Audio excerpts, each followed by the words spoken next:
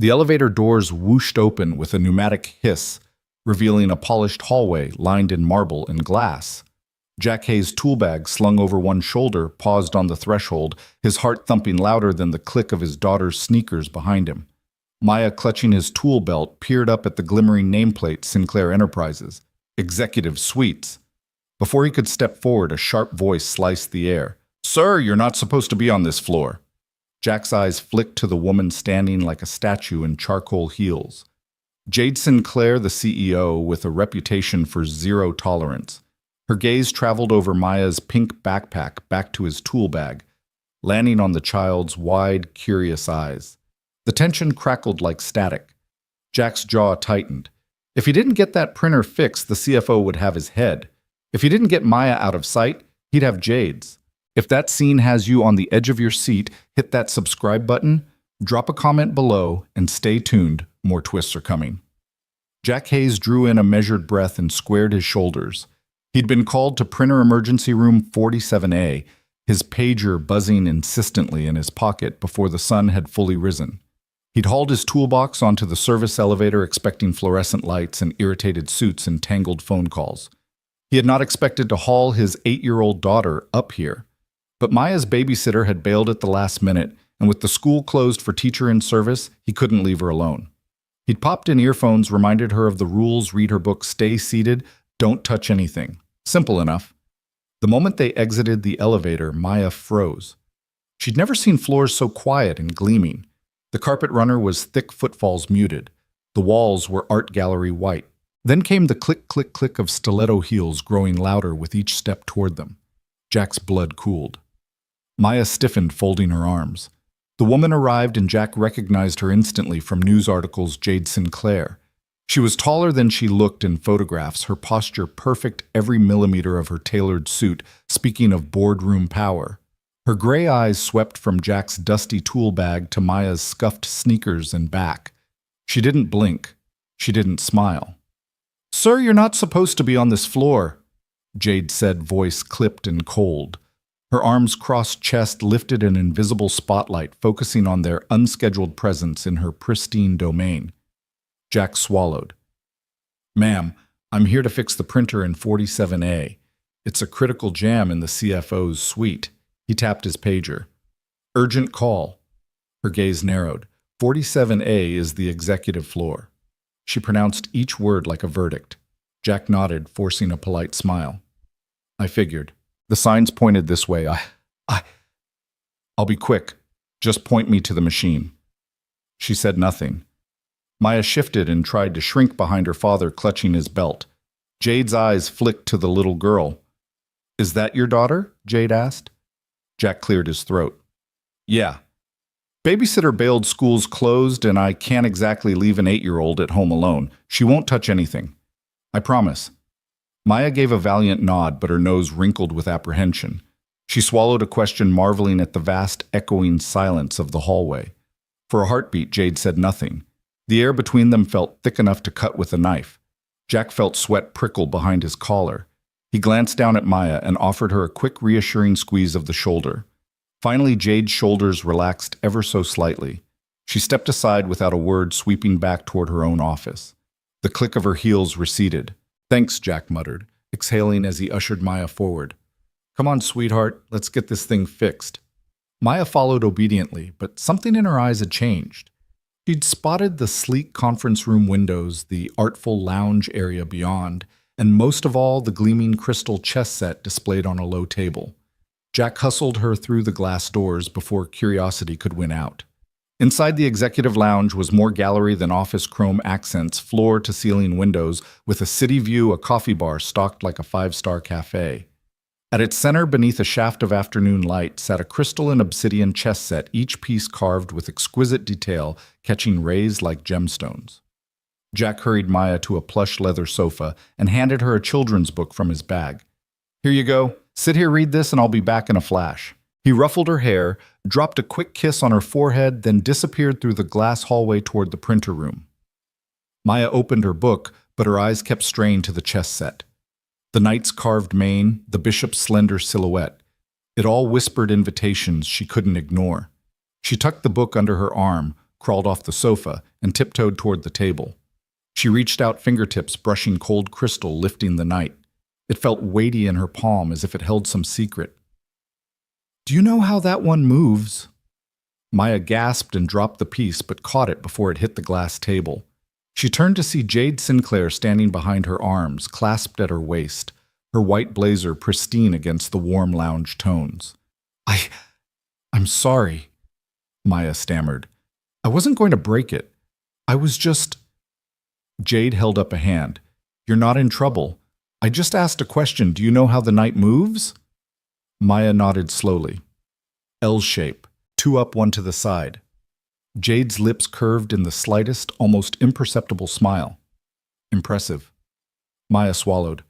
"I learned from a book." Jade studied her as though calculating something far more significant than chess moves. Finally, she offered, "Would you like to play just one game?" Maya blinked. "With you?" Jade nodded. "Yes, with me." By the time Jack returned, he found his daughter settled on a low stool opposite Jade Sinclair mid-game, without even knowing how. He froze, wrench in hand, heart pounding. Everyone in the city knew Jade's ruthlessness. Who knew she'd be here teaching Maya the Queen's Gambit? Jade glanced up, her gaze softening as she met Jack's stunned eyes. "She has a sharp mind," she said, moving her rook with quiet precision. Jack closed his mouth, swallowed twice, and stepped fully into the lounge. Maya bit her lip, eyes flicking between her father and the board, as if daring either of them to object. "Go on," Jade told Jack. "She's fine." Jack exhaled a smile, tugging at his lips. He sank into a chair nearby. "Just one game, then?" he asked Maya. Maya nodded, grinning. The night awaited its next call to adventure. And in that moment, Jack realized some surprises were worth every risk. The moment Jack slipped through the glass doors and disappeared down the corridor toward the printer room, the executive lounge felt larger somehow, both cavernous and intimate. Maya pressed her back into the plush leather of the sofa, clutching her picture book, but not reading. Her eyes kept wandering across the room to the chrome countertops, to the polished wooden panels, to the muted hum of the espresso machine. But most of all, they rested on the crystal and onyx chess set, cemented on a low lacquered table at the lounge's center. Sunlight tumbled through floor-to-ceiling windows, refracting across each piece like 1,000 tiny spotlights. The pawns caught the light in flecks of obsidian. The knights glowed with inner fire, and the queen, taller than everything else, seemed to hold court under the high ceiling. Maya felt a familiar thrill, the same one she got when she'd first learned how to read or tie her shoelaces. This set was calling to her, whispering its own invitation across the distance. She glanced toward the entrance, half expecting her father to reappear and shoo her back to the sofa. But the hallway remained empty. The lounge was quiet, except for the low chatter of a distant meeting room and the soft hiss of the coffee machine steaming milk. Maya slid from the sofa, book forgotten, and padded toward the chess table on tiptoe. The carpet silenced her footsteps. Each red and gold swirl swallowed sound. When she reached the table, Maya hesitated for a heartbeat. The pieces looked too delicate to touch. She inhaled, then placed her small hand on the marble edge of the table and leaned in, studying the arrangement as if it were a map of hidden treasure. The board was set in standard opening position, white pieces, neat black pieces shadowed, but the craftsmanship was unlike anything she'd seen. Each knight's mane was meticulously carved. The rooks sat on turreted bases, as though guarding a fortress. The bishops wore tiny mitres. Even the pawns radiated personality.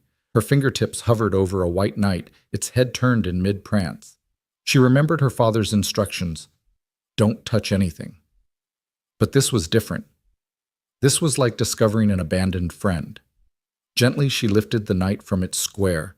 It felt heavier than she expected, cold and smooth under her fingers. The onyx swirl in its base gave depth an unfathomable pool of night. Maya's eyes widened.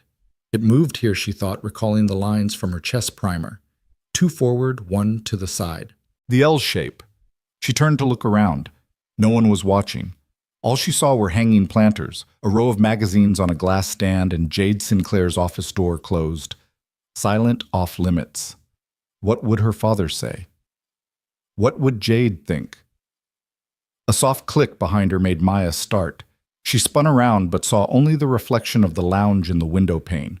The crystal set glowed like an altar. A part of Maya wanted to run back to her father, to the safety of his tool-strewn bag and the familiar hum of fluorescent lights. Another part felt rooted, as though the chess set had summoned her. Swallowing, she placed the knight on the square she thought best e4 and watched how the afternoon sun caught its polished surface. The board looked different now, no longer just a pattern, but a story unfolding. Maya leaned closer, imagining the black knight across from hers shifting in reply. She traced the grid with her eyes, tile by tile, convinced she could see the dance of pieces before they ever moved. Somewhere beyond the lounge, the printer whirred, jammed paper feeding into the rollers. Jack's footsteps echoed faintly as he coaxed the machine back to life. Maya tuned him out. Here, in the hush of leather chairs and sparkling glass, she heard only the quiet drill of possibility. She lifted the bishop next, testing its balance. The curve of its mitre felt graceful beneath her thumb. Her mind whispered, "What if I could learn from this set? What if I could teach someone else one day?" A sudden pang hit her, how lonely her chess battles had felt at home, with no one to challenge her except shadows on the wall. Here, with these crystal pieces, she could have a world of opponents. The knight and the bishop found new squares, each move deliberate as a breath held. Maya felt a thrill of ownership, not of the pieces themselves, but of the space between them, of the possibilities in that room. She imagined two armies of crystal poised for battle, waiting for commanders brave enough to lead them. Soft footsteps approached. Maya froze, heart pounding, and tilted her head. The footsteps slowed, then stopped. She dared to glance up and saw Jade Sinclair standing at the edge of the seating area, arms folded, watching her. Jade's white blazer contrasted sharply with the rich tones of the lounge. Her heels were silent on the carpet now, as though she'd softened her stride. Maya held her breath, relieved Jade hadn't seen her rearranging the pieces yet. Jade's gaze moved from the board to Maya's face, curiosity flickering in her steel-gray eyes. She stepped closer and Maya braced, ready to apologize or run. Instead, Jade reached the table and placed a single finger on a black pawn. "Interesting move," she said quietly. The voice barely rose above a whisper, but carried the weight of judgment laced with wonder. "Why move the knight first?" Maya swallowed, heart still racing. "It felt right," she said, thinking of her book's diagrams. Jade nodded, almost as though she accepted that. She slid into the chair opposite Maya and swept her own pawn forward. "Your turn," Jade invited. Maya's eyes widened in surprise. The board had suddenly become a shared space, hers and Jade's, and whoever else might walk through those doors tomorrow. She lifted another crystal piece, determined to learn its secrets piece by piece under the faint hum of the lounge lights. Behind her, the hallway remained empty. Jack's footsteps receded, and the chess set's pieces stood witness to the beginning of something neither of them could have anticipated from a simple printer call. In that quiet, crystal-lit room, Maya discovered a world of silent conversations and found the courage to join them. Maya's small fingers trembled around the knight's slender neck as she lifted it from its square. The crystal felt impossibly cool, smooth beneath her fingertips. Its onyx base weighted just enough to remind her that every piece on this board carried its own story. She imagined the knight as a champion in miniature, a lone rider charging across an empty plain armor, gleaming in the sun. In Maya's mind, its silent whisper was a summons, "Move me where I belong."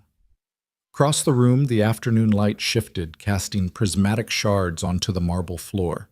The executive lounge, usually so forbidding with its chrome accents and muted luxury, seemed to pulse with a new rhythm as Maya held the knight aloft.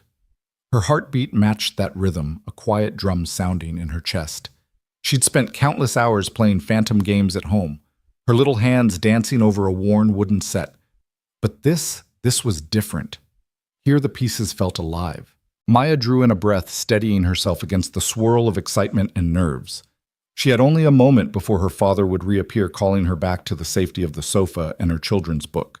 Yet something about this space, so alien and grand, made her long to stay to learn whatever secret language this crystal board might teach her. She carefully eased the knight forward, placing it on the square she felt most drawn to. The move was tentative but deliberate, 2 squares forward, 1 to the side. It was the opening she'd practiced in her head 1,000 times. She whispered the pattern to herself, L-shape. L-shape. The knight settled into its new home with a gentle click, as if the board itself acknowledged her command. A sudden click of heels on carpet made Maya freeze. She turned wide-eyed to see Jade Sinclair standing just behind her. Jade's white blazer was crisp, unmarred, and her posture was impeccable. Every inch the uncompromising CEO whose decisions reverberated through boardrooms and news feeds alike. Maya's chest tightened. She felt caught in a tableau she was not meant to enter. For a heartbeat, Jade said nothing. Her gray eyes, sharp as cut steel, studied Maya's small hand cradling the night. Then Jade spoke, her voice low but resonant in the hush of the lounge. "Do you know how that one moves?" Maya's throat went dry. She clutched the piece closer, her lips trembling. I think so," she managed, voice barely above a whisper. Jade's expression didn't soften yet. She remained poised, standing like a statue carved from alabaster. Maya tried to swallow the lump in her throat. The room felt suddenly smaller, the carpet's pattern shifting under the weight of unspoken expectation. "It moves in an L shape," Maya said, her voice steadier this time. "Two forward, one to the side." Or two to the side, one forward. The night in Maya's hand seemed to hum at her words, the crystal facets catching a flicker of light. Jade's lips curved briefly, just enough for Maya to know she'd been heard correctly. The ice around Jade's gaze thawed imperceptibly, a glimmer of surprise or perhaps respect dancing in her eyes. "That's correct," Jade said, stepping closer to the table.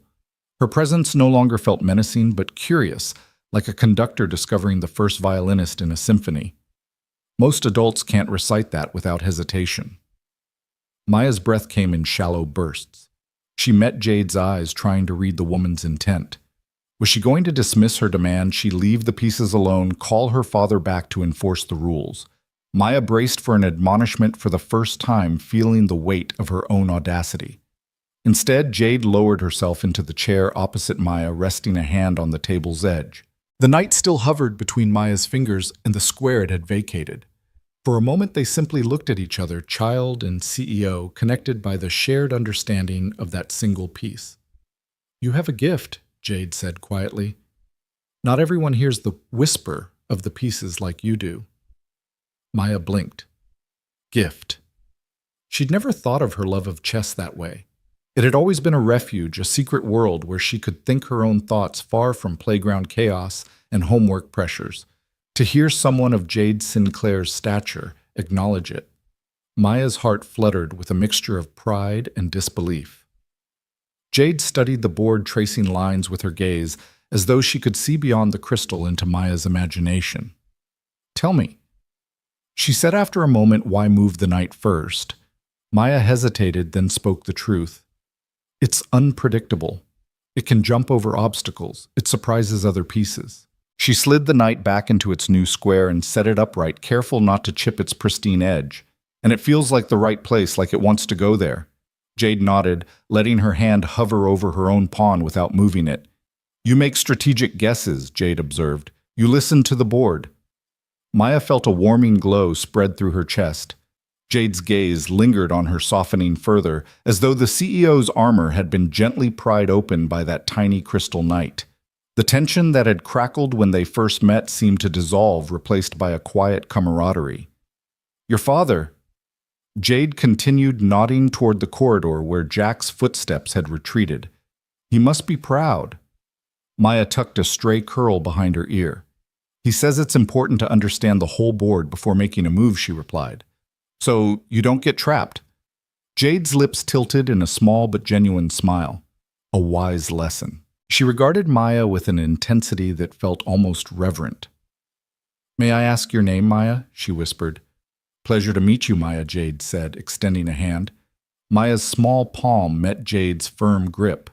The contrast, soft, warm child's hand against the cool firmness of a CEO felt symbolic of the bridge forming between them. Maya's knight sat between them, silent and patient. She realized that this was more than a game, more than a test of knowledge. It was the beginning of a shared story, a silent conversation spoken through the subtle shifts of crystal and light. Jade leaned forward, her gaze locked on Maya's. "You have the heart of a grandmaster," she said softly. "You see possibilities where others see limitations." Maya's chest swelled. She half expected Jade to point abruptly to the door to remind her of rules and propriety, but instead Jade's white blazer looked less like armor and more like a mantle of unexpected kindness. Maya placed the knight on the side of the table and took a deep breath. In the gentle hush of the executive lounge, far from home, far from the world she knew, she felt seen in a way she'd never thought possible. And as Jade's steely gaze softened ever so slightly, Maya understood that this first whispered exchange would change more than the outcome of a single chess move. It would reshape both their worlds. The sunlight shifted as Jade Sinclair leaned back slightly, folding her arms with a confidence that seemed to fill the entire lounge. Maya's fingers still hovered over the crystal knight, the weight of possibility heavy in the air. Jade studied the child for a moment. Her small jaw set her eyes bright with curiosity and then asked, her voice unguarded for the first time, "Would you play one game with me?"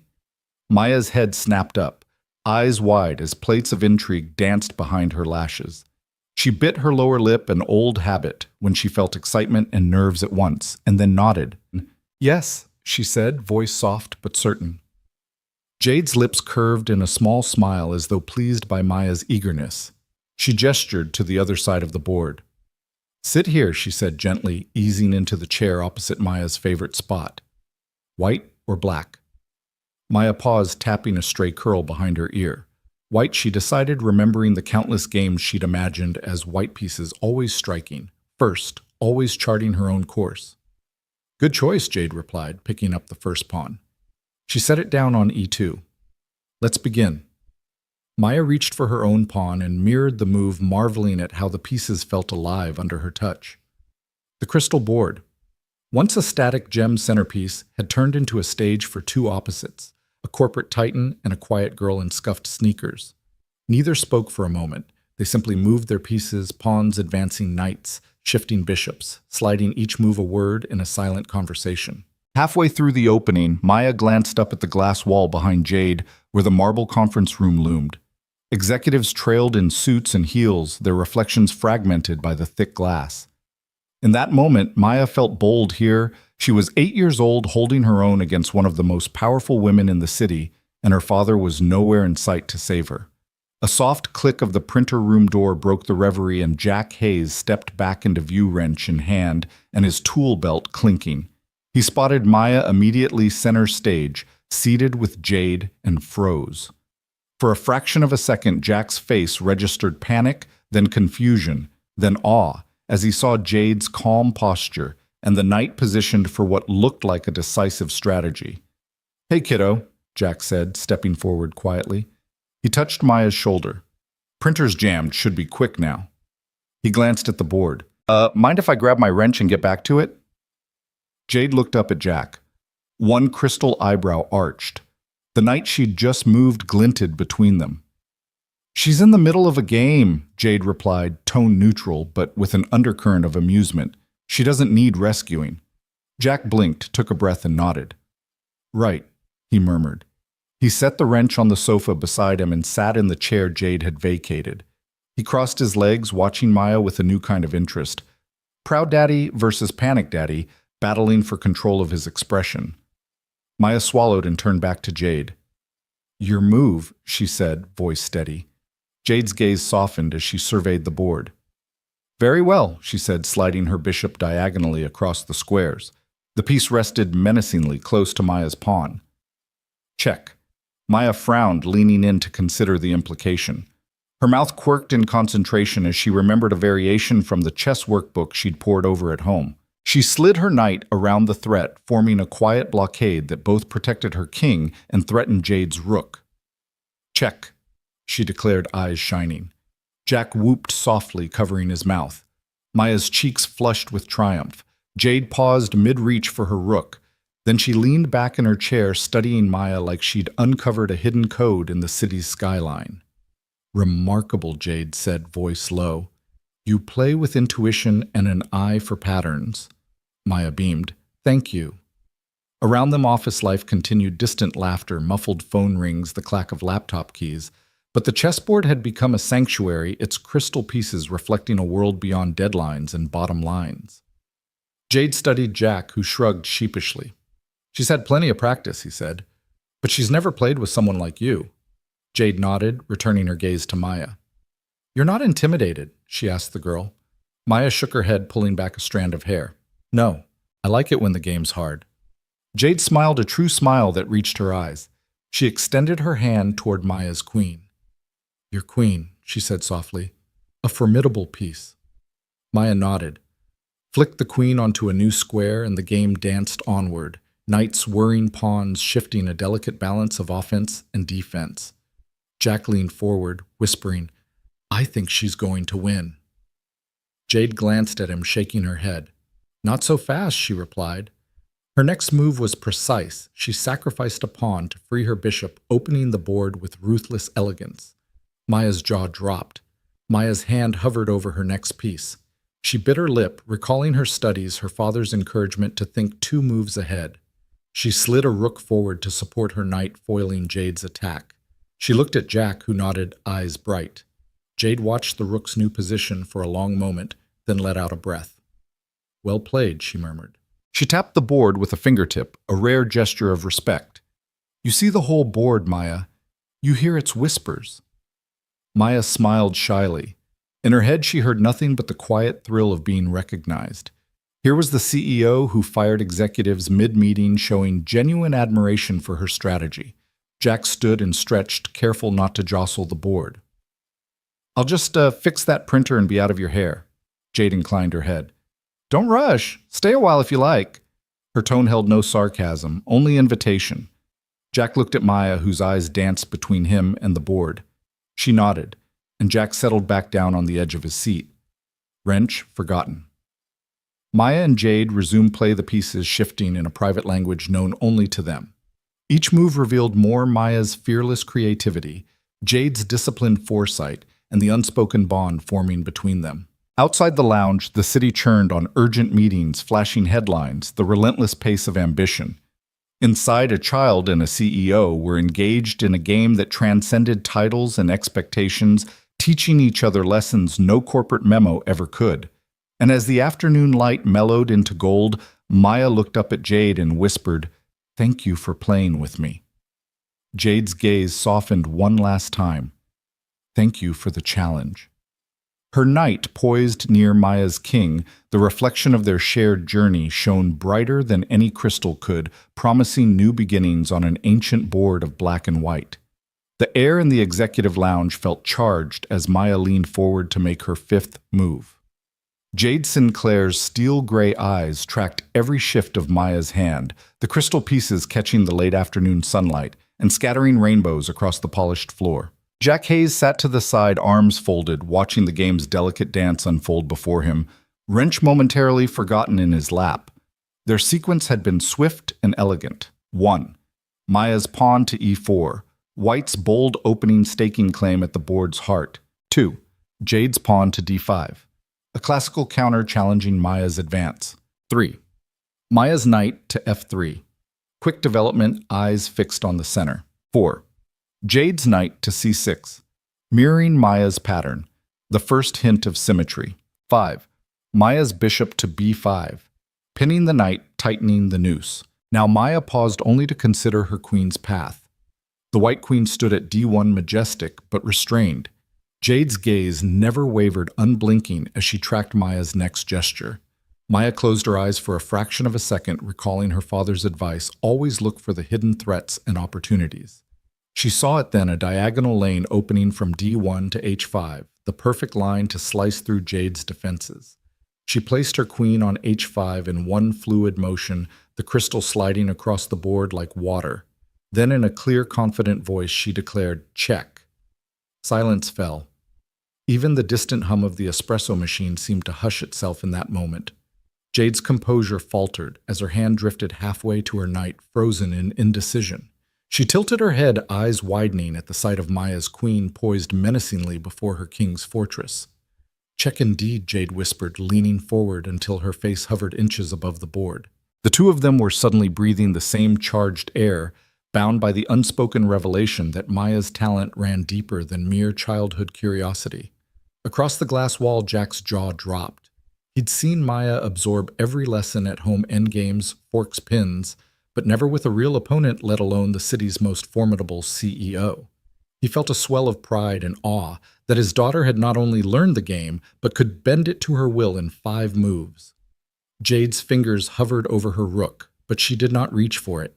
Instead, she exhaled softly and closed her hand into a fist on the table's edge. Recognition dawned in her eyes. This little girl saw the game and perhaps the world differently.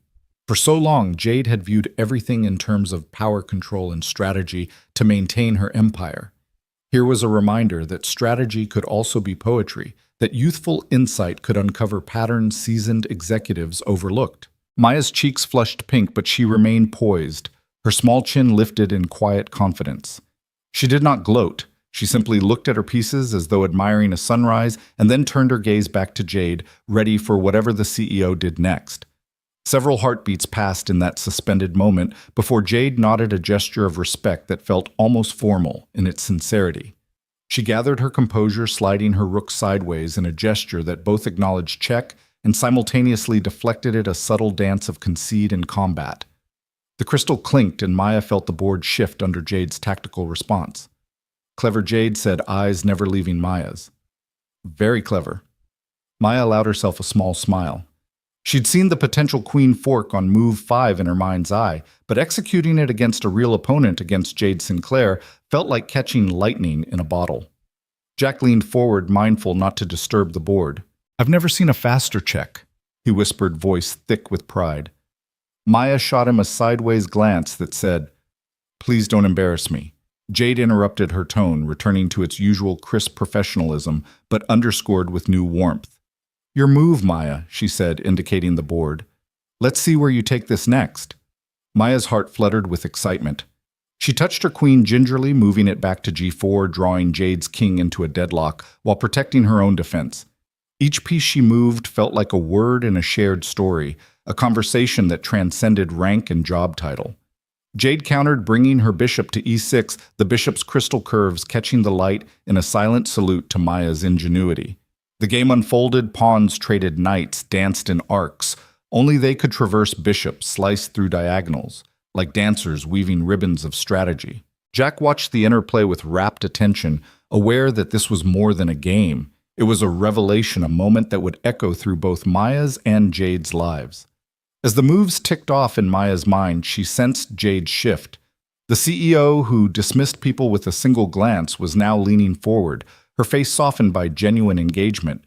Maya realized she wasn't just playing against a corporate mogul. She was meeting a fellow strategist, someone who respected the unspoken poetry in chess. Finally, with one last delicate move, repositioning her rook to g5 to shield her queen. Maya asked softly, "Check again?" Jade paused, studying the board as if seeing it anew. She smiled fully this time, the kind of smile that speaks of admiration rather than triumph. "Check," she admitted, her voice imbued with both defeat and delight. She reached out to lift Maya's queen, placing it back gently on d1. Jack whooped low in the background, earning a quick, admonishing look from Maya. She giggled quietly, delight and relief blooming in her chest. Jade gathered the pieces, resetting them into the starting position with methodical care. "You have a gift, Maya Hayes," she said, addressing Maya by name for the first time. "You don't just play the game, you understand it." Maya bit her lip, cheeks warmed by the praise. She looked at Jack, whose eyes glistened with pride, and then back at Jade. "Thank you for the game," she said sincerely. "It was fun." Jade nodded, her crisp blazer somehow less forbidding now that she'd shown her humanity. It was more than fun. It was enlightening. Maya hopped off her chair and ran to Jack's side, slipping her hand into his. Jade watched them, father and daughter, united in this unexpected moment of triumph, then offered a final nod. Jack cleared his throat and gave Jade a respectful inclination. "Thank you for your time, ma'am. Printer's fixed, by the way." Jade inclined her head. "Glad to hear it. And Maya, if you're ever up for another match, my door is open." Maya's eyes lit up. "I'd like that." Jack picked up the wrench and Maya slipped her book under her arm. As they made their way toward the elevator, Jack felt the day shift beneath his feet. He'd come to fix a printer. He'd left with a memory he'd treasure forever. Behind them, Jade returned to her seat at the board, the pieces once again silent sentinels of possibility. She tapped the glossy wood thoughtfully, her gaze distant but thoughtful. Maya's check in 5 moves had stirred something in the CEO's heart, an echo of a world where brilliance wasn't measured in profit margins, but in the quiet power of a child's insight. And as the elevator doors closed on Jack and Maya, the crystal chess set remained glinting beneath the fading sun, waiting for its next whispered conversation to begin. The gated entrance of Jade Sinclair's Ocean View estate yawned open for Jack and Maya as if it had been waiting just for them. Jack's aging sedan rolled past manicured hedges shaped like abstract sculptures, then curved along a driveway lined with salt-tolerant palms and lavender bushes bursting into bloom. The sea stretched out beneath them, its sapphire surface broken by whitecaps in the morning sun. Jade met them at the grand marble steps, dressed in a lightweight cashmere cardigan over tailored slacks, her hair pulled back to reveal the arc of her neck. "Welcome back," she said, voice warmer than their first encounters. Maya's eyes widened as she hopped out of the car, scanning the columns that rose like ivory guardians on either side of the entrance. Inside the foyer was a cathedral of light walls of pale limestone, a sweeping staircase, with glass balustrades and an enormous abstract painting in hues of teal and gold that felt as fluid as the ocean beyond. A series of French doors beckoned off to one side, sunlight spilling through into a library lined with floor-to-ceiling bookcases. Jade led them through the soft click of Maya's sneakers echoing on the polished stone floor. "Please make yourselves at home," Jade said. "Would you like something to drink?" "Tea juice, orange juice, please," Jack said, grateful for the normalcy of Maya's small voice beside him. Maya had already bounded toward the library. "Can I choose a book, Daddy?" she asked, her hand drifting along the spines, as though each one held a secret. "Of course," Jack smiled, catching Jade's eye with a grateful nod. Jade watched them with a fond expression, then turned and retrieved a crystal pitcher from a nearby console. She poured juice into 2 tall glasses and set them on a low table in the sunlit conservatory where orchids and ferns created a suspended garden. "Whenever you're ready," she said, motioning toward a pair of cushioned chairs flanking a small chess table. Maya hugged her book to her chest and followed Jack out to the terrace. The chairs were positioned to face the sea. Directly between them sat the new chess set, a handcrafted wooden board inset with mother-of-pearl pieces carved from marble and onyx. It was more intimate than the corporate crystal set, yet every bit as regal. Maya's eyes lit up. "Can I have white again?" she asked, dropping her book into Jack's waiting hand. "White it is," Jade said, lifting the white queen and offering it to Maya. Maya slipped the queen into her lap and set her feet on the chair's bottom rung, ready to dive in. Jack settled beside her, sipping his juice. Jade took the opposite seat, folding her legs beneath her with practiced ease. They began without fanfare. Maya's pawn to e4, Jade's pawn to e5. The afternoon breeze carried the scent of salt and jasmine mixing with the soft creak of the wicker terrace chairs. Maya's moves were quick, confident. Her knight leapt to f3, her bishop slid to c4. Jade watched each gesture through narrowed eyes as though she were both teacher and student in this living lesson. Jack leaned over to Maya. "You've got the board in your head already," he whispered. Maya nodded, tongue caught between her teeth. Jade shifted her rook to f6, a move that surprised them both. Maya's brow furrowed. "I didn't see that coming," she admitted, touch of admiration in her voice. Jade smiled, a hint of pride creasing her eyes. "Keep an eye on your knight," she advised softly. "And remember, sometimes the best defense is a good defense." Maya paused, studying the board, then repositioned her king's knight to d2, creating a shield around her fragile center. Jack sat back, impressed by her adaptability. For the next stretch of moves, they fell into companionable silence, punctuated only by the soft clicks of marble on wood. Maya's pieces advanced fluidly. Jade's responses were precise, the product of decades spent navigating both corporate chessboards and real ones. The sun dipped lower, painting the terrace in golden light, but neither player appeared eager to end the game. Finally, after Maya placed her queen on h5, threatening direct contact with Jade's king, she whispered, "Check." The word felt charged, as though it carried the weight of all her practice sessions and every cautious schoolyard match she'd ever played. Jade's composure faltered for a heartbeat. She reached out, brushing a lock of hair behind her ear, and then leaned forward, eyes flicking over the board. Check, indeed, she said, quiet awe, softening her tone. She studied Maya rather than the pieces a new respect in her gaze. You see things most adults miss. Maya's cheeks warmed. She tucked a curl behind her ear. Thank you, she said, voice small in the widening space between them. Jade straightened and cleared her throat. Let me free my knight, she said, sacrificing a pawn to release her trapped piece. The move was generous, both strategic and gracious. Maya watched the board shift under Jade's hand, learning something beyond mere tactics, creation of opportunity, even in sacrifice. They continued another 5 moves, Maya parrying Jade, probing each reaction a note in an intricate duet. When Maya eventually resigned, tipping her king with a nod, Jade reached across the board and shook her small hand. You played brilliantly, she said, genuine warmth in her voice. Maya grinned her arms, hugging her queen close. Jack rose, clapping softly. That was amazing, sweetheart. I had a great teacher, Maya replied, sliding off the chair. Jade's smile deepened at the unexpected compliment. Jack cleared his throat, looking between the two of them. I'll let you have some quiet now, Jade. Printer's still working fine, so we're good.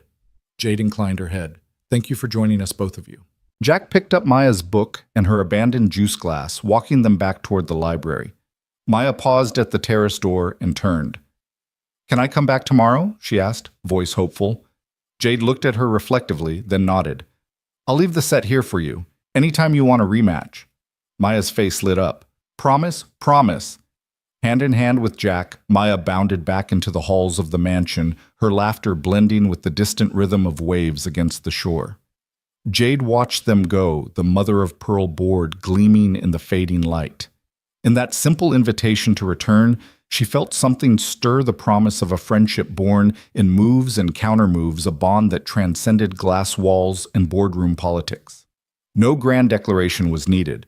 The weekend at the mansion had already revealed its truest gift, the shared revelation that even the most powerful among us can find insight, joy, and unexpected kinship across a chessboard. The afternoon sun streamed through the arched windows of Jade Sinclair's sunroom, painting the chessboard in warm, honeyed hues. Maya's small hands moved pieces with the quiet confidence of someone entirely at ease in this world of black and white. Jade watched her usual steel-clad poise softening at the edges as she realized that every intuitive strategy Maya employed echoed something she'd once known herself, a purity of play, unmarred by caution or calculation. Jade adjusted the cardigan at her shoulders as if to brace herself against the whirlpool of memories that Maya's moves were stirring. She remembered herself at 8 years old poring over a battered wooden set in her family's study, the scent of polished mahogany mingling with the hush of late afternoons. She'd loved the knight's unpredictable leap, the queen's sweeping power, each move a miniature act of creation. But in the years since strategy had become a tool of control, a means to maintain her empire at any cost. The games she'd played as a child had been gentle exploratory. The ones she led now were battles of attrition. Maya slid her pawn to d5, trapping Jade's rook and forcing the queen to retreat. Jade's breath caught. The simplicity of the tactic, pure unadorned, sent a tremor through her armor. She realized she had been holding her breath, leaning forward in her chair, heart uncharacteristically racing. That was clever, Jade said, voice low. She moved her queen back to h4, a desperate bid to stave off the threat. Yet even as she played, her mind drifted to the hollow echo of silence in her childhood home, the way her father's footsteps had patrolled the upstairs halls, never pausing to leave her a forgotten note or a small word of pride. Maya's lips curved in a faint smile as she watched Jade's maneuver. Then she raised her knight fingertips, caressing the marble, and tapped it to f6. Check. The word hung between them, soft but emphatic. Jade closed her eyes, letting the word sink in. Check, she whispered, exhaling, as if relieved to hear her own voice. She opened her eyes to find Maya's wide, earnest gaze filling the space where her own childhood self might have sat. The little girl wasn't intimidated by her title or reputation. She simply saw the board, and by extension the world, in terms of opportunity and possibility. Jade studied Maya's face. Here was no pretense, no performance. Here was a spark of innocence and courage that she hadn't felt in years. It felt fragile, like a hidden spring of hope beneath her concrete exterior. The realization cracked something open inside her, a door she'd long kept locked against vulnerability. She touched her bishop, gingerly sliding it to e7 to protect her king's flank. The move was defensive, but softer than her usual style. Maya nodded approvingly. "You defend with grace." Maya observed her voice, that of a seasoned commentator rather than a child. Jade felt a lump in her throat as Maya's words fell like petals over her hardened heart. "Thank you," Jade replied, voice catching. She hadn't expected praise from anyone, least of all an 8-year-old. Outside, the ocean breeze whispered through the palm fronds, carrying the salt-laced promise of renewal. Jade closed her eyes briefly, letting the scent wash over her, prying loose the memories she'd buried. She remembered the cradle in the nursery, the lullabies that had once soothed her to sleep, and the abrupt silence when her own child had been taken from her. 8 years had passed since she'd signed away that tiny hand, convinced it was for the best. Yet every now and then, in the hush of night, she still heard the echo of her daughter's first cry. Her hand trembled as she moved her rook to c8, resigning herself to Maya's mounting advantage. She looked up and met Maya's gaze, uncertainty softening the lines around her eyes. The CEO's mask had slipped, revealing something raw and unguarded beneath.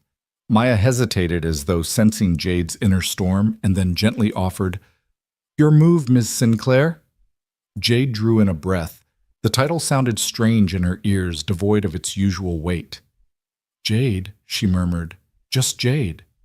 Maya smiled. "Okay, Jade."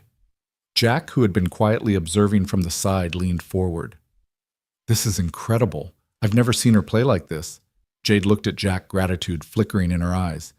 "She has a gift," she said, tone almost reverent. "You've given her the freedom to explore it." Jack swallowed, nodding. "I've tried."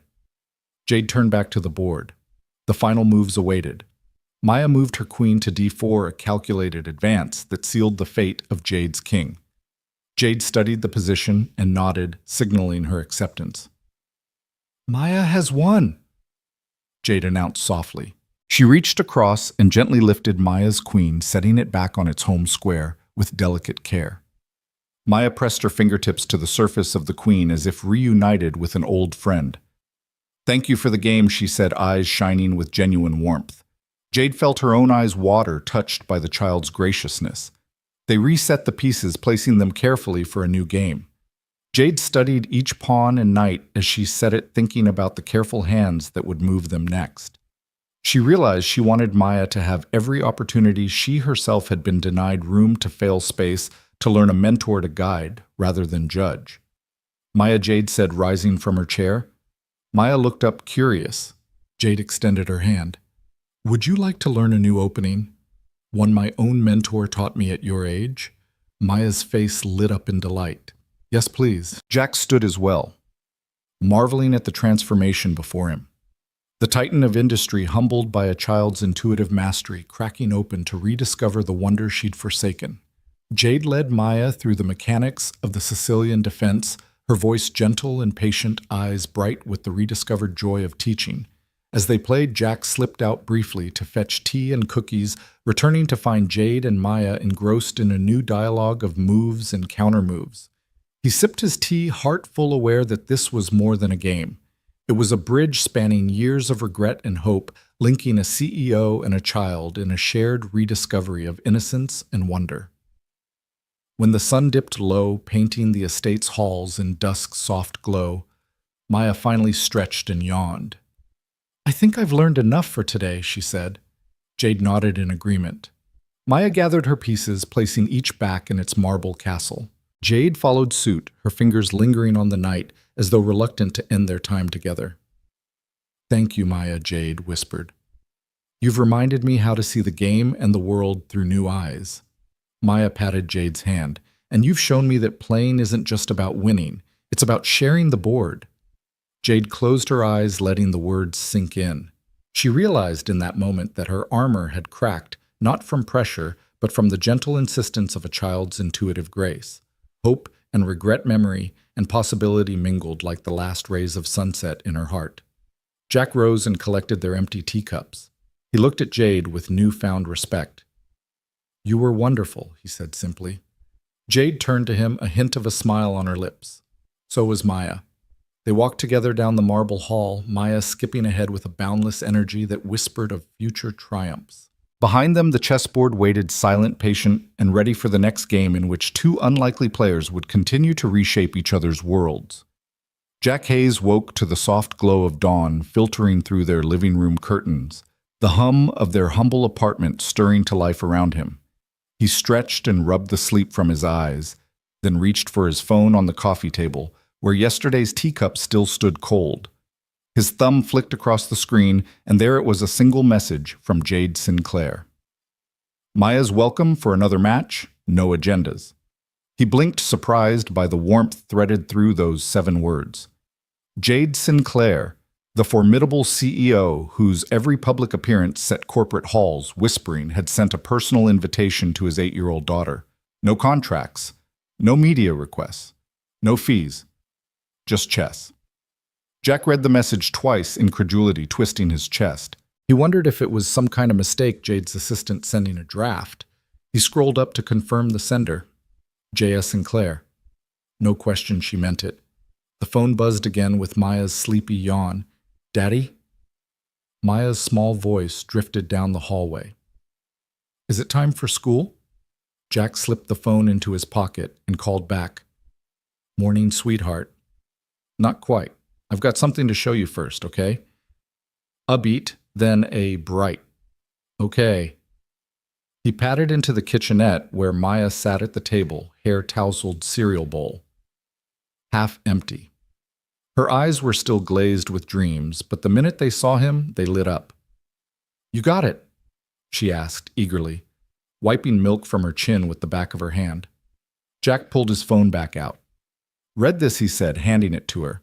Maya leaned forward, squinting as though trying to make the letters dance into a secret code she could decipher. When she realized it was addressed to her, she gasped and set the phone down with a clatter. Cereal sloshing over the bowl's rim. Really another game.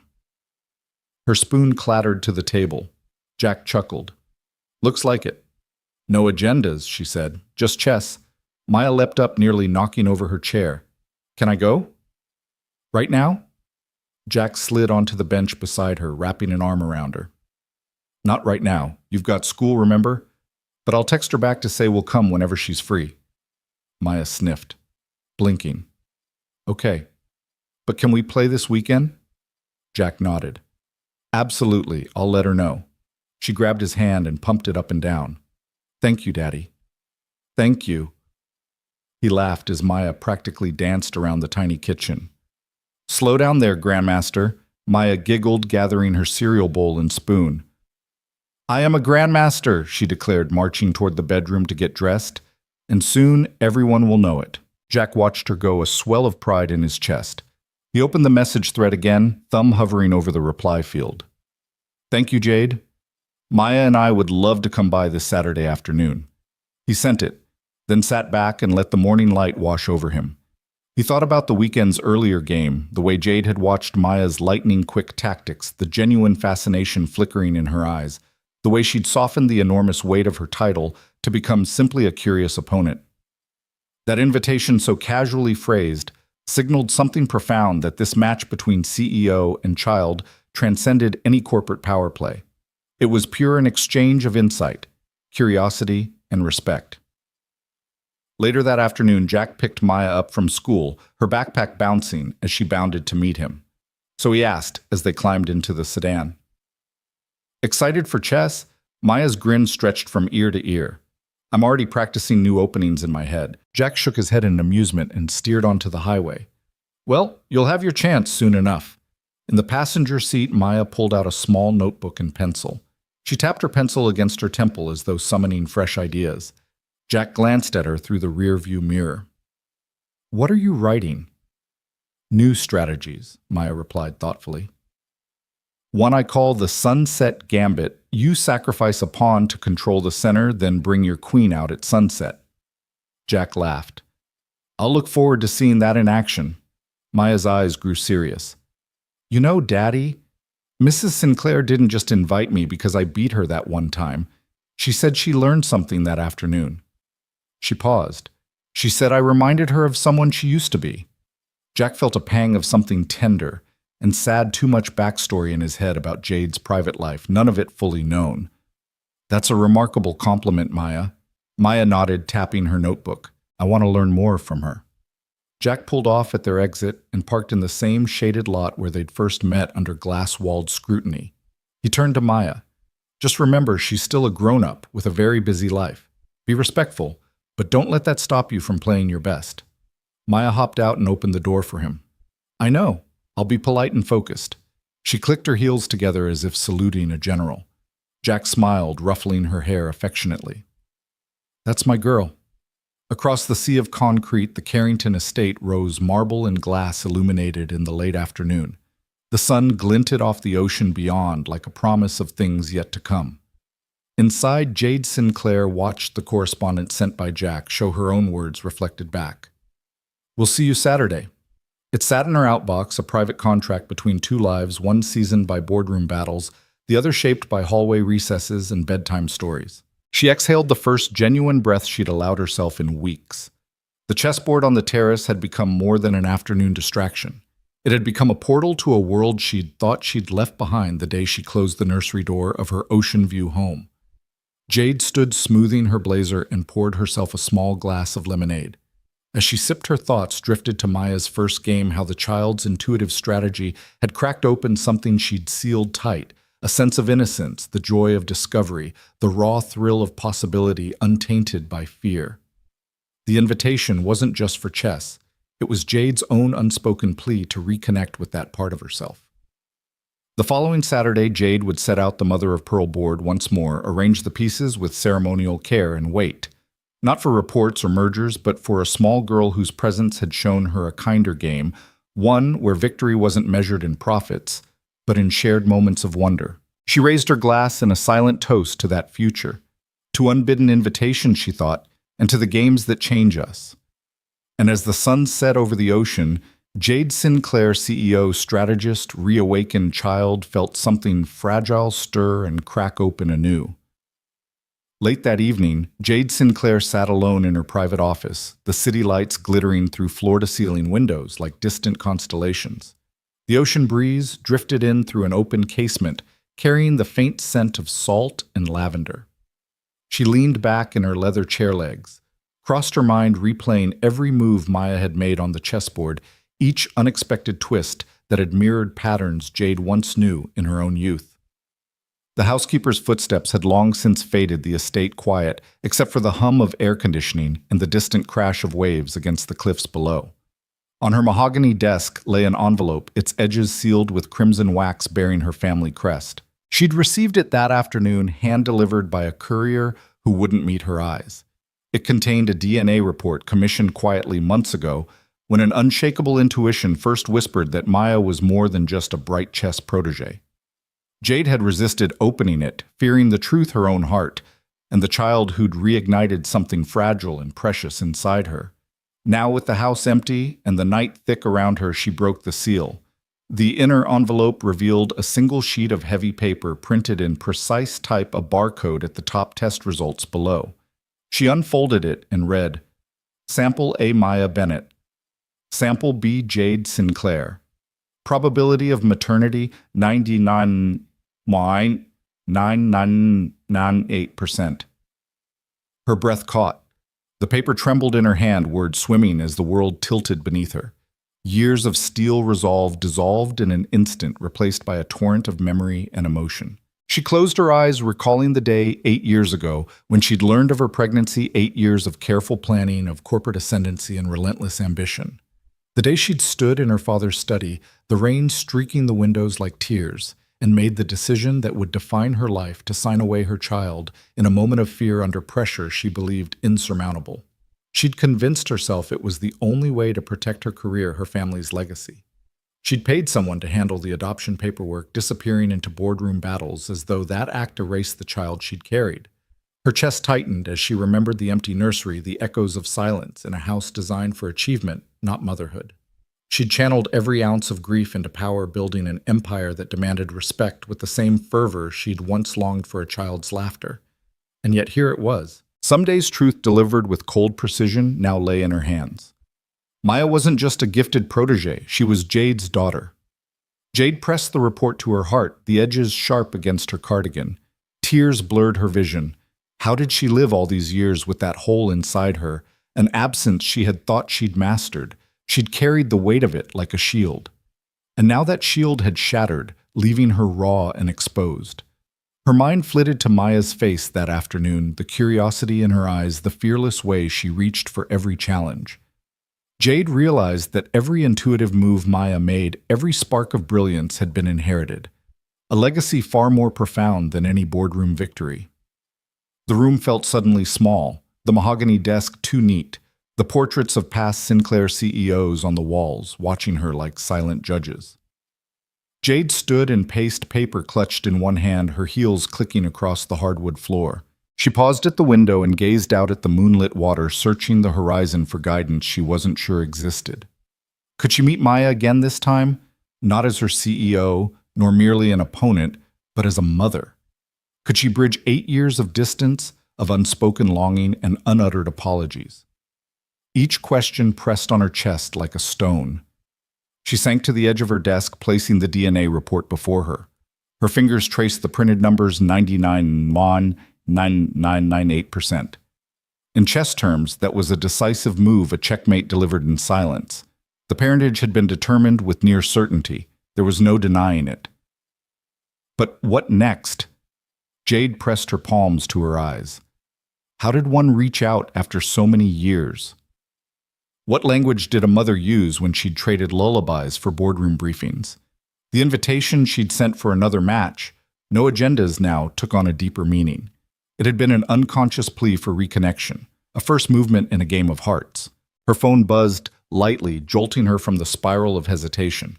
She reached for it, expecting another professional email. Instead, it was Maya chirping, "Daddy says I should practice the Queen's Gambit this weekend." What do you think Jade's breath caught? Maya was ready to play, to learn to trust. This was her moment to respond with honesty and courage. She typed carefully, "I'd be honored to show you." Then she paused, fingers hovering. She added, "And if you'd like, I can also teach you some of the openings I learned long ago." And then crucially, she tapped, "I have more for you than chess." Before sending, she stared at the words, feeling each syllable resonate in her chest. She hit send and Rose's phone cradled like a fragile promise. Jade moved to the nursery, once empty, now repurposed as a reading room, and retrieved the single stuffed bear that remained on its shelf. She held it close, breathing in the scent of faded fabric, letting the weight of memory and possibility settle around her. 8 years of distance, and everything she thought she'd sealed away had exploded into urgent possibility. She looked down at the tiles beneath her feet and let a single tear fall. The game had changed. It was no longer about strategies and territories. It was about truth, about reclaiming what she'd lost, and about the quiet courage it took to ask for checkmate in the only way that mattered, with an open heart. Jack stepped onto the terrace just as the sun dipped below the horizon, painting the ocean in streaks of molten gold and rose. The wind carried a gentle salt tang that mingled with the scent of jasmine climbing the balustrade. Jade stood at the railing, looking out at the water, her silhouette drawn thin against the fading light. She turned as Jack approached her, crisp blazer replaced by a soft shawl tossed over her shoulders. "I wasn't sure you'd come," she said, voice low. The clink of her heels softened on the marble floor as Jack moved beside her, offering silent support. "I had to," Jack replied, folding his arms loosely. He regarded her in the soft glow, noting how the lines around her eyes, usually so severe, now appeared weary and vulnerable. "Your message?" It sounded urgent. Jade inhaled, her gaze drifting back to the horizon. She opened her mouth, then closed it as if warring with the words. Finally, she exhaled and began, voice trembling. 8 years ago, I was 26 and fresh out of grad school. I'd just taken my place on the board, a seat I'd fought for since I was a teenager. Then I found out I was pregnant. Jack let that settle between them. The only sound was the whisper of waves against the cliffs. Jade continued, taking a small step away from the railing. My father called me into his study. He looked at me like I'd broken something precious. She paused, pressing her hand lightly against her abdomen as though it remembered the life she'd carried. He said my pregnancy would create a scandal that would disgrace our entire family and ruin our company's reputation. He gave me an ultimatum: terminate it or lose everything. Jack's breath caught. He remembered the ruthless way Jade had climbed to power-cutting deals and severing ties without remorse. Never had he imagined a moment when fear and love had wrestled inside her. He kept silent, attentive. I was terrified, Jade admitted, her voice cracking. Not of the child, of what I'd become if I kept her. She looked at Jack, eyes glistening. I believed my career, my place in this world was more important than my own flesh and blood. So I agreed. I signed the papers. I told myself that I was protecting her from the headlines, from judgment. I told myself I'd give her the freedom to grow away from my mistakes. Jack felt a pang in his chest, empathy blooming for a woman he barely knew. You thought you were doing the right thing, he said softly. Jade nodded, tears slipping down her cheeks. I thought I was strong, but I was just afraid. She turned back to the sea shoulders, trembling. I buried the news. I buried my guilt. I barred the nursery door and threw away the key. Jack reached out, placing a hand on her arm. The warmth of his touch grounded her. You were a child yourself, he said quietly. You made a choice under pressure. You did what you thought you had to do. He paused, searching her face. You never had to carry that alone. Jade stared at her shaking hand. I thought I had because I couldn't bear the thought of facing anyone. Not my board, not my colleagues, not myself. Her voice faltered. And then Maya walked into my life, and every move she made on that board reminded me of what I'd lost: kindness, curiosity, the courage to be vulnerable. Jack's gaze softened. She's special, he agreed. She sees the world differently. And she saw you not Jade Sinclair, the CEO, but Jade Sinclair, the person. Jade turned to him, eyes searching his. I wanted to tell you earlier when I saw her that first time, but I was terrified you'd think less of me, terrified you'd take Maya away. Jack's breath caught. He swallowed. I thought you were just being kind to a young player. He ran a hand through his hair. I didn't know the truth until the DNA report. Jade placed a hand over her heart. I couldn't bear the idea of losing her again. I thought if I kept my distance, I could protect both of us. But distance isn't protection, it's a barrier. I'm tired of barriers. She turned fully to face him, tears shining in the terrace light. Jack, Maya is my daughter. I relinquished her believing it was best for her, but she never left my heart, not for a moment. Jack stepped closer, lowering his voice. I know. He paused, letting the weight of that confession settle. I know what it's like to carry a constant worry for a child. Lots of parents do. But I also know that a child belongs with those who love them most. If you want to be in her life, we'll make room. No boardroom politics, no agendas. Jade's lips trembled in relief. You understand? After everything. Jack lifted her hand, placing it over Maya's beer, the childhood toy Maya had left behind the first weekend. I see a mother who lost her way and wants to come home. That's all that matters. Jade leaned into his embrace, the first genuine connection she'd allowed herself in years. Thank you, she whispered. I'm so sorry. Jack rested his chin on her head. We all make mistakes. What matters is what we do next. Will you stay? Will you be part of her life going forward? Jade straightened, taking his hand to steady herself. Yes, she said firmly. I want to be her mom. They stood together on the terrace, the darkness settling, but the promise of dawn ahead. Below them, the waves whispered against the shore, a rhythm of renewal and hope. Jack squeezed her hand. Then let's start now. Jade nodded, feeling the weight lift from her shoulders for the first time in years. Now she agreed, her voice steady in the night air. In that moment, two hearts bearing the same wound, now bound by truth and the courage to heal, Jade Sinclair and Jack Hayes, took the first step toward a family remade by honest confession and unwavering acceptance. Jade's invitation arrived in Jack's inbox early one morning, an official nomination to the Young Masters Invitational in New York City. The subject line read simply, Maya Bennett, by nomination only. Jack stared at the message twice, heart thudding. He scrolled down to the body. Dear Mr. Hayes, it is my great pleasure to nominate Maya Bennett for the Young Masters Invitational held at the Manhattan Grand Hotel, ages 8 to 16.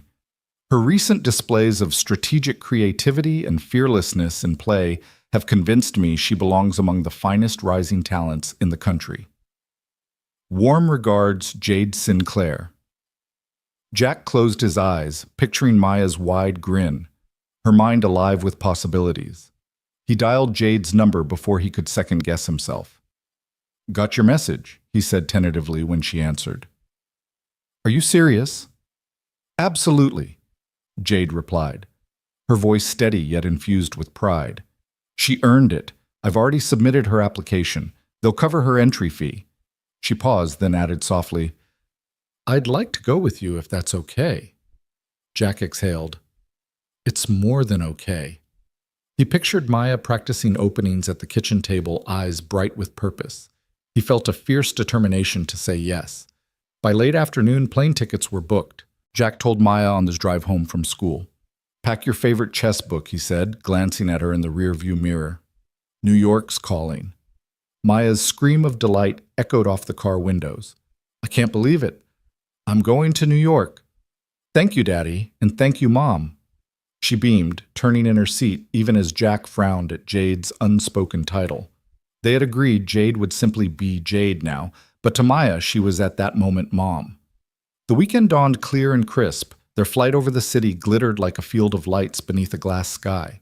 Jack steered their cab through Midtown Manhattan. Maya pressed against the window, and Jade sat beside her, clutching her daughter's hand, tears of pride welling. The Manhattan Grand Hotel lobby was a marble-floored cathedral of glamour, soaring pillars, crystal chandeliers, and a long velvet rope guiding attendees into the tournament hall. Parents in tailored suits chatted softly. Children in blazers and crisp shirts clutched tuxedo board cases. The air thrummed with anticipation. Maya, clutching her miniature backpack and mother-of-pearl chess set case, took it all in with wide-eyed wonder. Jade draped a gentle arm around her shoulders. "Ready?" she asked in a low voice. Maya nodded, determination brightening her features. "Let's do this." Jack, standing behind them, felt his chest tighten with emotion. He placed a steadying hand on Maya's shoulder. "Remember, just play how you always do." Maya gave him a quick grin, just like home daddy. They crossed the plush carpet into the main hall. Rows of tables stretched toward a raised dais where the tournament officials sat behind a long table. The space was hushed, save for the soft tap of footsteps and the occasional murmur of strategy. Each table hosted 2 chairs, a chessboard, and a digital clock. Spectators lined the perimeter behind a second velvet rope. Jade guided Maya to the table labeled Board 12. Her opponent, a 13-year-old named Tristan Lee, sat confidently in his chair, adjusting his tie with practiced ease. He looked up, sizing Maya in the same way Jade once had a quick scan of frayed sneakers, the battered notebook under Maya's arm, the fierce gleam in her eyes. Maya settled into the chair, placing her case on the floor beside her. Jade and Jack slipped into the first row of spectators. Maya turned, offering them both a determined nod, then faced Tristan. Their handshake was brief but respectful. The tournament director read the opening announcements, then said, "Begin." Maya opened with her signature pawn to e4, her shoulders squared. Jack and Jade shared a proud glance in the front row. Tristan responded with pawn to c6, the Sicilian defense. Maya's lips curved in a small, familiar smile. She'd worked on this defense last week under Jade's guidance. A hush fell as Maya brought her knight to f3. Jade's heart fluttered. "There she is," she whispered to Jack, who nodded, eyes bright. Tristan gave a slow nod, his grin widening. He played pawn to d5, an aggressive counter. Maya's brow furrowed in concentration. She jabbed her pawn to e5. Gasps rippled through the parents behind the rope, rare to see such bold play from a newcomer. Hour 1. Maya developed her second knight. Her bishops carved elegant diagonals across the board. Jack leaned forward, whispering notes of encouragement under his breath. Jade sat rigid, but her eyes glistened unbidden. Hour 2. Tristan launched a queenside attack, his rooks and queens swirling toward Maya's king. Maya's defense was unorthodox but brilliant. 2 moves later, she unleashed her queen onto h5, slicing through Tristan's formation. The hall fell silent. Tristan froze. "Check," Maya whispered, soft but unshakable. The tension broke in a ripple of applause. Even the director glanced toward board 12 with raised eyebrows. Jade closed her eyes, tears slipping down her cheeks. Jack's hand covered his mouth to stifle a cheer. Tristan regrouped, but Maya's army was united. Within 10 moves, she maneuvered her rook and knight to deliver a fork on Tristan's queen and king. With trembling fingers, she reached across and slid her knight checkmate. The hall erupted. Tablets clicking pictures, parents cheering, children shouting.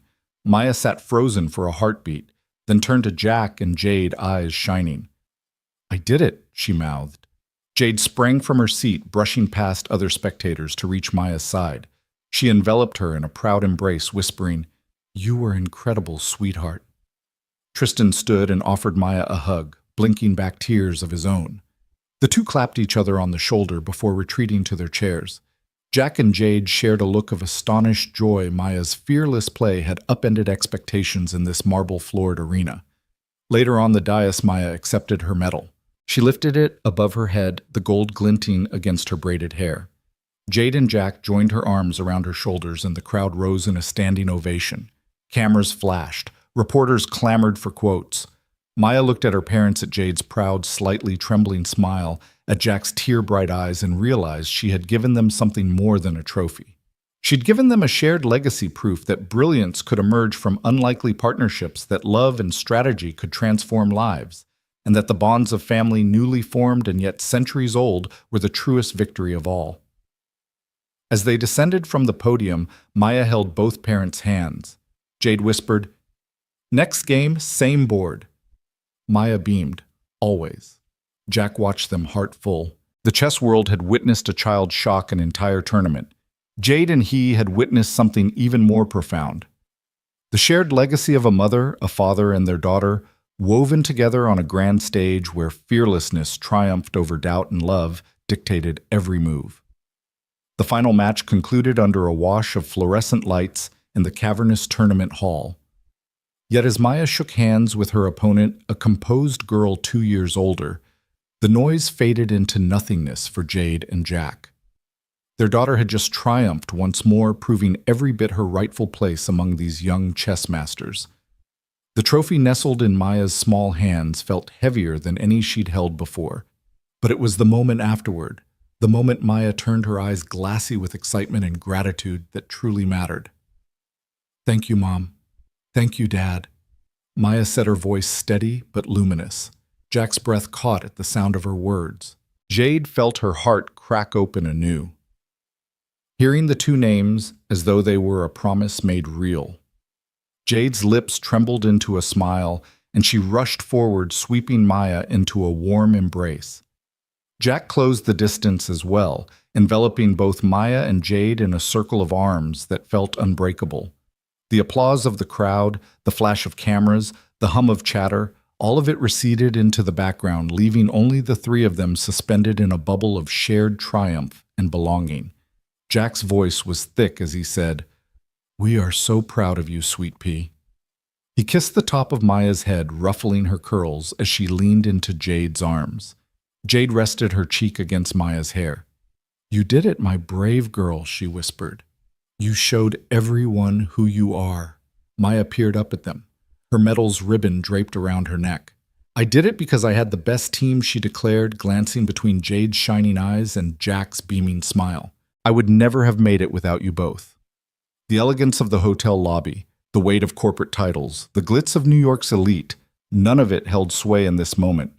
What held them together was far more elemental truth, vulnerability, and the simple, timeless bond of love. Jade squeezed Maya's shoulder, her own eyes brimming. Jack placed a hand on Jade's back, silent solidarity in the glow of his daughter's achievement.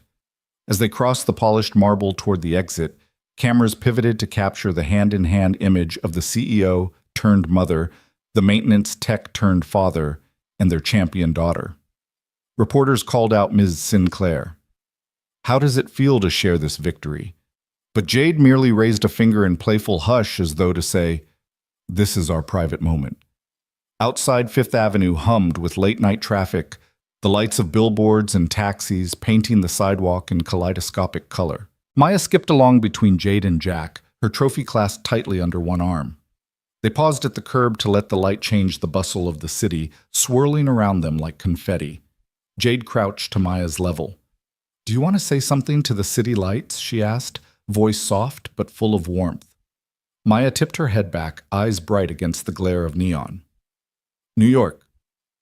"Thank you," she called, voice clear enough to rise above honking horns and murmured crowds. "Thank you for believing in me." A nearby passerby smiled, and a cluster of tourists raised their phones to record a child's impromptu salute to the city. Jack laughed and joined Maya in waving. Jade stood behind them, her heart swelling with a love that transcended the trophies and the titles, the victories and the losses.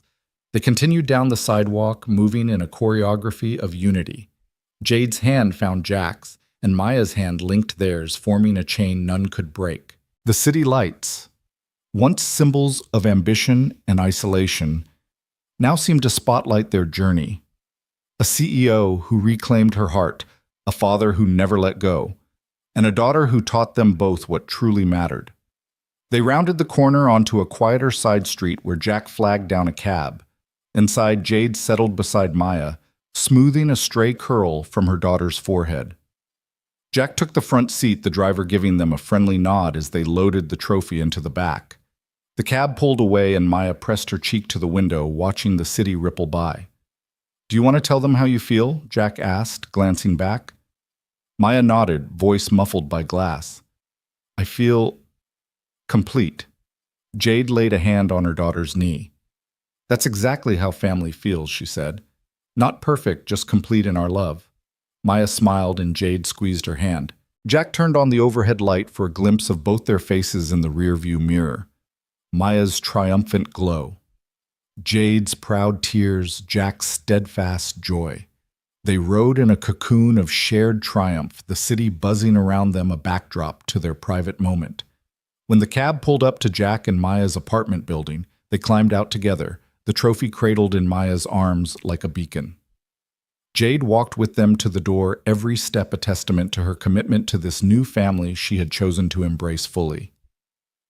Inside the building's lobby, Jack reached for the elevator button. Maya leaned against Jade, the two of them standing close as the doors slid open.